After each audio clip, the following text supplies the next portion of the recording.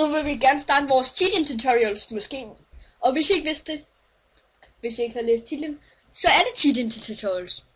Og ja, vi har Benka med, og vi har et link til hans channel i description. Så jeg kan ikke huske det. Nej. Så det første I gør, det er, at I åbner jeres cheat engine. Det er gamle. Nej, I skal ikke åbne det gamle. Åbne det nyeste I har. Skal vi også lægge et link til cheat engine i description? Det er fordi, jeg skal gerne optage det. Jeg optager på den her ord. Bam! Okay, så har vi cheat engine fremme, og vi gør det på min måde. Er du sikker? Ja, jeg er meget sikker. Hvorfor så der blinket der? Ja, det er fordi, at den er kommet ud der. Nå, så vælger I den her ting, ikke også? Og så trykker I Create Process, hvis I gerne vil gøre det på min måde. I kan også bare... Ja. Og så vælger I tutorialen, hvis I ikke kan finde den, så ligger den sikkert i det drev I nu har installeret jeres operativsystem på. Programmer, måske det her gang den på. Og så cheat engine, og så bare vælg tutorialen. En af dem, hvis der er to. Nogle gange er der ikke to. Hvad fanden kalder man det? Og her, ikke nogen parametre. Og sidste gang failede den, det gjorde den ikke her. Skal ikke have memory weaver på. Okay. Så får I den her frem, og så putter vi den lige ind i vinduet, og så har vi det her. Det kan godt være, det ser mærkeligt ud, det er fordi, vi kører med 2 skærme. Ja. Ignorer det her password ting. Det skal vi ikke bruge til en skid. Okay, det her det er step 1. Det gennemfører du ved at trykke på next. Ja. Har du gennemført det? Vi viser os lige andet.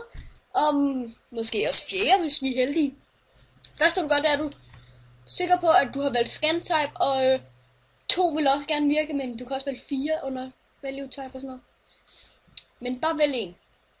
4 bits, det er det jeg bruger. Bytes. Sorry, ikke bits. Jeg ved godt, hvad forskellen er. Terabytes. Nej, det er det så ikke. Okay, bare vælg first scan, og det er ikke en float eller noget, bare roligt. Og så trykker I, og se, så kan I se, at der kommer en masse ting frem. Det er alle adresserne, som har variablen 100. Eller værdien, eller skyld. Hit me. Og I vil se, at en her ting er blevet skiftet til det. I kan også bare få at se alle dem, der skifter til det. Skriv det nye tal, og lad være med at trykke new scan. Tryk next scan, det er meget vigtigt. Ja. Jeg fortæller jer senere, hvad new scan gør. Okay, så ender I det. Så tjekker I bare på den. Det gør man, så man laver en ny.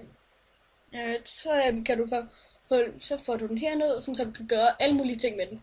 Finde ud af, hvad der skriver i den og alt muligt. Men det vi simpelthen gør, det er, at vi vil skifte værdien på den. Så dobbeltklik på den her. Hvad er det? På den her, hvor der står ens health.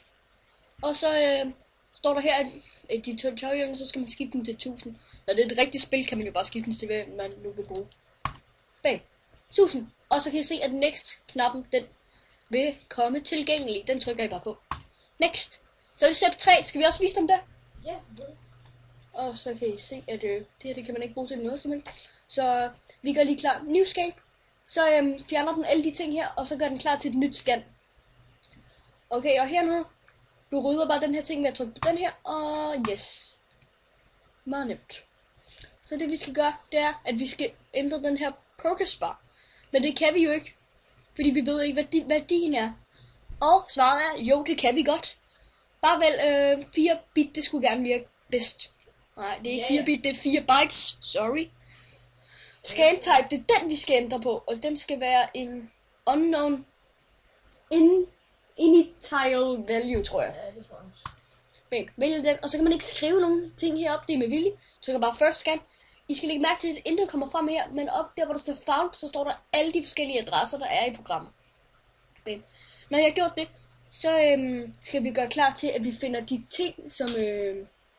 Så vi vælger den her decreased value by, så kan man skrive, hvor meget den er blevet mindre end den der progress bar, fordi Det skal vi jo faktisk bruge, fordi vi skal skrive helt. Og man kan også bare vælge den her, hvor så behøver man ikke at skrive nogen tal ind. Men jeg kan bedst lide den her, fordi det virker hurtigst.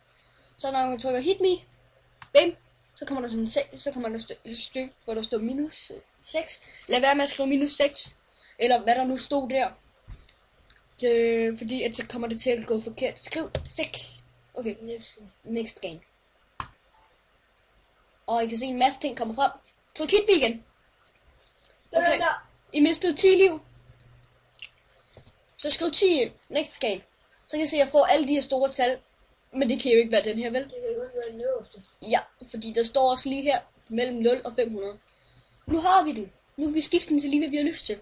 Vi kan for eksempel prøve at skrive 500 og se, hvad der sker med den her. Masser af liv. Nå. Der står hernede i bunden, at vi skal skifte den til 5.000 for at kunne komme videre. Læg mærke til den der, den kan man ikke trykke på endnu. 5.000. Okay. Next button, den kan man trykke på nu. Så har vi step 4, og ja, den kan vi også lige hurtigt gennemføre. Vi gør lige klar. Og jeg sætter det her nu. Bang. Lad mig se, der er health for sådan noget. Det tror jeg så bare, så skal man nok bare skrive 100, og så first scan, og så next scan. Nej. Fordi at det her, det er nemlig en anden type, det er floats. Og i rigtig spil vil der ikke stå float ved siden af, det giver sig selv lidt. Men så under value type. Vær sikker på, at I har trykket new scan, før I kan vælge det her. Så vælger I den, der hedder enten float eller dobbelt. Det kommer an på, at du tager health eller armor først. Jeg vælger float her, okay? Og så skriver I bare. Ja, fordi det er så meget liv, du har. Hvad mindre du har trykket hit me. Og first scan. Nu er den også. Vi prøver lige at trykke hit me. Det er den også. Det er den her. Så I kan se, at der kommer kommaer på. Og det er på grund af det her, så vi står her 5.000 eller højere på dem begge to. Så sætter vi den bare til nogle 6 tænder. Gør man nok. Så begynder vi med skud, new scan.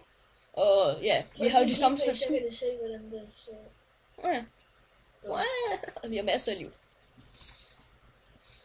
Og jeg tror, hvis du har... jeg skal lige prøve igen. 0,5. Jeg prøver lige at skrive 0,5, fordi når du så dør... Nej, jeg fik jo death. Så får du bare 4.000. 4.000! Okay. Husk at vælge float. Nej, undskyld. Double. Det er armor.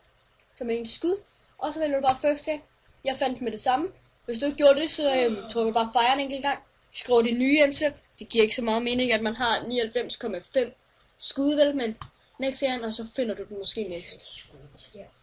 Jeg har meget skud også. Skriv tal, der er over 5.000. Når de begge to er her over 5.000, kommer next-knappen frem. Vi gør klar til næste tutorial. Kan jeg godt lide at gøre? Jeg kan godt lige nå. Det er nok den sidste udgang. Den kan vi ikke nå, nej. Jo, vi kan godt nå. Nej, jo, det kan vi godt. Det er den der, hvor man ikke mister liv, tror jeg. Nej, det kan vi ikke nå.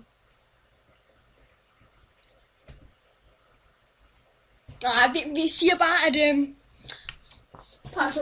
ja, det kommer i part 2, som handler om, ja, det næste. Okay? Det næste cheat. De næste steps, og måske gennemfører vi den. Nej, jeg tror... Nå. Nu er tiden knap, så vi stopper den nu. Hej hej, du skal også sige hej. Bye bye. Hej hej.